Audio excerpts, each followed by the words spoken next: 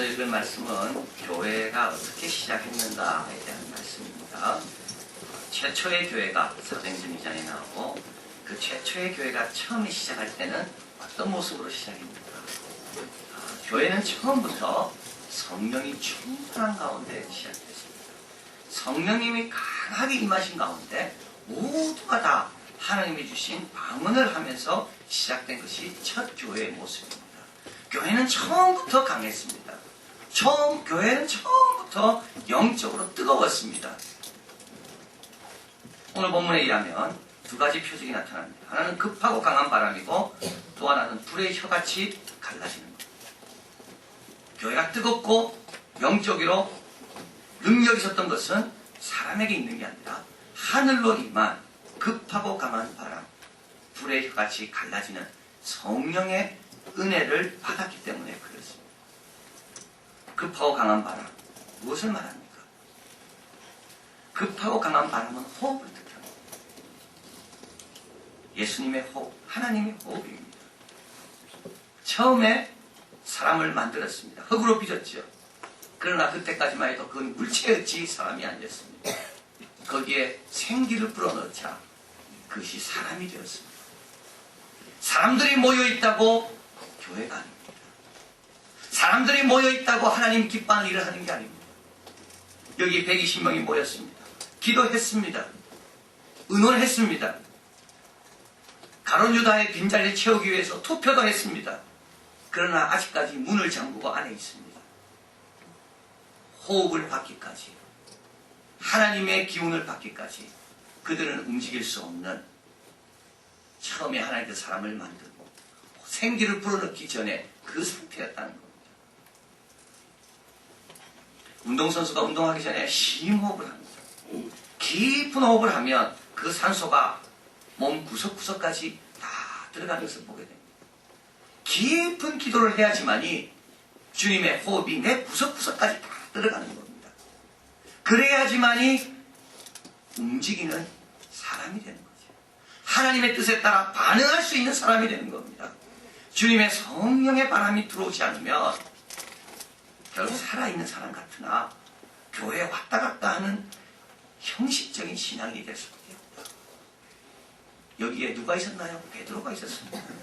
요한도 있었습니다. 야고보도 있었습니다. 3년 동안 예수님을 따라다닌 제 아들이 다 있었지만 강하고 급한 바람이 일기까지는 이들은 문을 잠그고 숨어있는 사람이었다. 두 번째로 불의 혀와 같이 갈라진 것이 임했다고 합니다. 불이라는 것은 태우는 것, 뜨겁게 하는 것. 그런데 이 불은 좀 다릅니다. 아무도 태우지 않습니다. 뜨거운데, 불 같은데 아무도 소멸시키지 않습니다. 그러면서 뜨거움을 줍니다. 이게 성령의 불입니다. 내 속에 있는 것을 없애지 않고 내 속에 있는 것을 더 아름답게 하고 더 담대하게 하고 더 새롭게 하는 것이 성령의 불입니다. 이 불을 이스라엘 백성들은 기억하고 있습니다. 이런 특별한 불, 태우지 않으면서 활발 타는 불, 언제 있었죠? 모세입니다. 모세가 호렙산에서 가시떨기에 있는 불꽃을 보았습니다. 그 불꽃은 얼마나 신비로운지 하나도 가시떨기를 태우지 않으면서도 타고 있습니다. 그 불을 보고 모세는 바뀝니다. 양치는 사람에서 바로 앞에서는 담대한 하나님의 일꾼으로 성령을 받아야지만이, 성령 충만해야지만이 하나님의 일꾼이 됩니다. 우리 힘으로 하나님의 일을 할 수가 없습니다. 이 당시 팔레스타인 인구는 400만이었다고 합니다. 모여 기도하는 사람은 120명밖에 안 됩니다. 400만과 120만, 이거는 비교가 안 됩니다. 근데 어떻게 400만을 향해서 120만이 담대하게 나갑니까? 어떻게 바로 앞에 모세가 지팡이 하나를 믿고 담대하게 나갑니까? 바로 불을 경험한 겁니다. 그래서 우리 예수님은 성령의 불을 경험하기 원하십니다.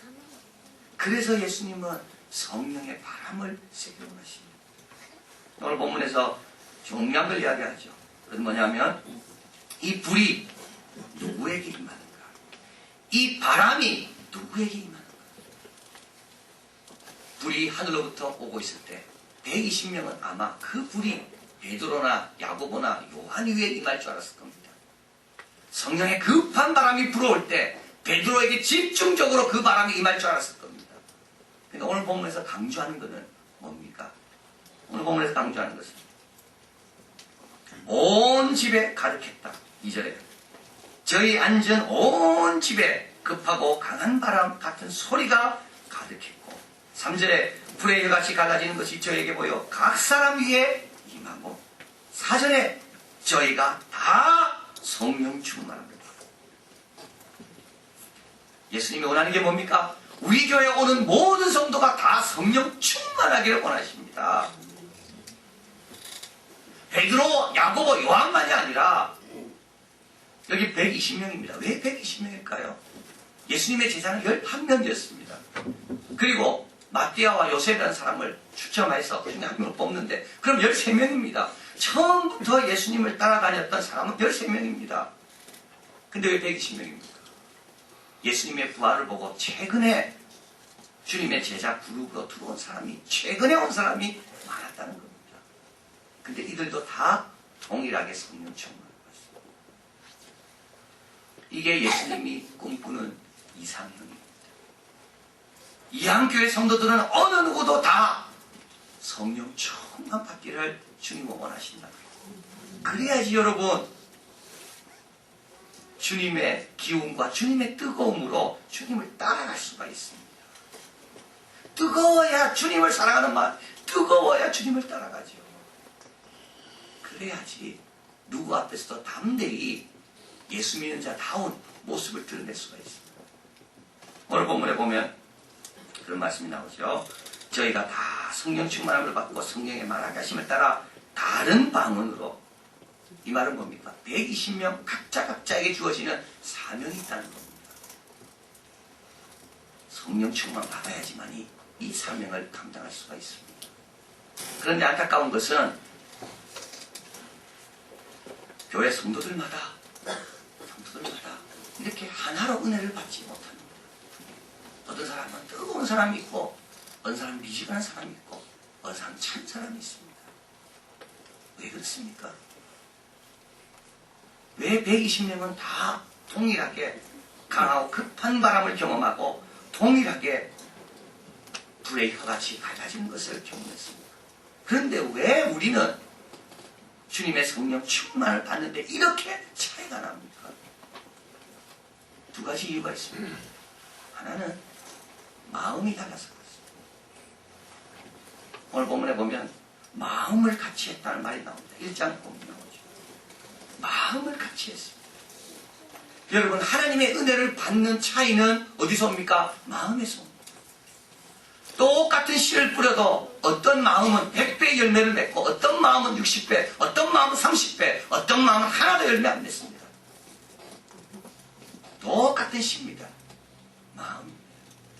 마음이 같아야 됩니다. 같다는 말은 무슨 말일까요?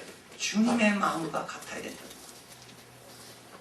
온 성도들이 내 마음이 주님의 마음과 같기를 사모할 때 그 마음에 성령의 놀라운 능력을 체험할 수 있다는 것. 두 번째는 기도입니다. 왜 성령의 충만함이 성도마다 다릅니까? 기도하는 게 다릅니다. 기도를 열심히 하는 분이 있고 기도를 안 하는 분이 있습니다. 기도를 형식적으로 하는 분이 있고 힘을 다해 기도하는 분이 있습니다. 기도가 다르니까 다를 수밖에 없습니다. 오늘 본문에 의하면 120명은 다 같이 모여 한 마음으로 기도하기를 전했습니다. 여러분, 이번 주일에 여러분 한번 점검해 보시길 바랍니다. 내 신앙이 왜 이럴까? 다른 사람은 저렇게 은혜를 충만히 받는데 나는 왜 이럴까? 내가 신앙생활 이렇게 오래 했는데도 나는 왜 뭔가 늘 막혀있는 느낌을 갖는가? 나는 왜 뜨거움이 없는가? 연예인을 보면 뜨겁고 뭐 물질을 보면 뜨거워지는데 왜 하나님을 생각하면 뜨거움이 없는가? 마리 몬센이라는 노르웨이 선교사가 있습니다. 1907년 한국에서 평양에 있는 장대현 교회에서 대부흥이 일어났습니다. 이 소식을 듣고 중국에서 달려가고 싶었습니다. 한국의 부흥의 현장을 경험하고 싶었습니다. 그래서 하나님께 기도했습니다. 하나님 물질을 주십시오. 자비가 없습니다. 기도할 때 하나님의 음성이 들립니다. 너는 이곳에서 기도로 부흥을 경험해라. 너는 이곳에서 기도하면 얻을 수 있으니까 가서 얻으려 하지 말고 기도로 얻어라. 그리고 이분이 20년 동안 기도합니다. 그리고 나서 중국 땅에 1927년, 28년 부흥을 일으키는데 중요한 역할을 합니다. 이 선교사님은 이렇게 기록하고 있습니다. 대개 선교사들이 언제 기도가 필요한 걸 깨닫는가 하면 사역을 시작할 때가 아니라 20년, 30년 사역을 해본 다음에 깨닫는다. 20년, 30년 동안 사역을 했지만 열매가 없는 것을 깨닫고 20년, 30년 동안 열심히 가르쳤지만 자기 밑에 자란 제자들이 형식적인 교인이라는 것을 깨닫고 야, 내가 할 수 있는 게 아무것도 없구나. 이제 기도해야 되겠구나. 비로소 그때 기도한다는 거예요. 여러분, 우리 점검해 봐야 됩니다. 남 때문입니까? 가정 때문에 지금 내가 은혜를 채워가지 못합니까? 여러분의 기도 생활을 점검해 보십시오. 여러분의 마음을 점검해 보십시오. 그래서 주님께서는 이 가을에 우리 혼자 못하니까 교회를 통해서 한 마음을 품는 법을 배우고 교회를 통해서 기도를 시키십니다. 이번 부흥 주제로 기도하는 날에는 간식이 없습니다. 왜 없습니까? 일부러 없습니다. 여러분이 기도하시라고. 끝나고 바로 가지 마십시오. 여러분의 신앙생활을 지금 점검해 보십시오. 나는 왜 뜨거움이 없고 주님의 주시는 이 놀라운 담대함이 없는가? 나의 기도 생활입니다.